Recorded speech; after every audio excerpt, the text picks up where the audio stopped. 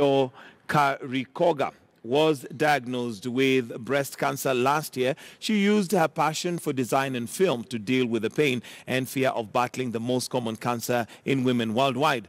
Researchers say that prevalence of the cancer is increasing in developing countries due to late detection. 28-year-old Zimbabwean artist Rutendo Karikoga found out she had stage 1 breast cancer just as she was launching a career in design. She had studied law, politics and international relations, but then chose to follow her love of the arts. It is a passion, she says, helped her deal with the pain and trauma of battling breast cancer. Karikoga made this film an abstract tale of her journey from when she was diagnosed last year in October.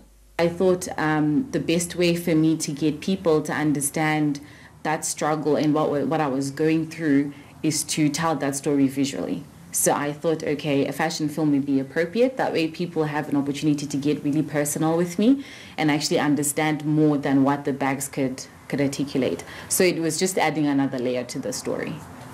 She recently launched an exhibition of bags, paintings and the short film titled The Art of Chemotherapy, A Journey with No End.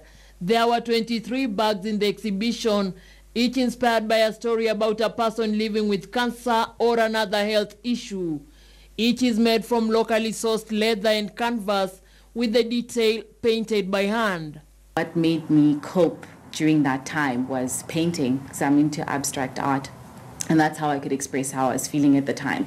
Because certain emotions, the feelings you can't articulate, the fear, the anxiety, you know, are you going to beat this? What's going to happen? And I found peace and comfort in painting. She says she has already sold most of the bags for between $150 and $240 and hopes to reproduce the collection due to the high demand. I met a lady who was actually battling leukemia, and my grandmother had stomach cancer, my uncle prostate cancer, and realized everything that we're going through health-wise is to do with the blood, it's to do with ourselves. So a lot of the artwork that came after I interviewed people was inspired by the movement of blood and how body cells actually move in our system.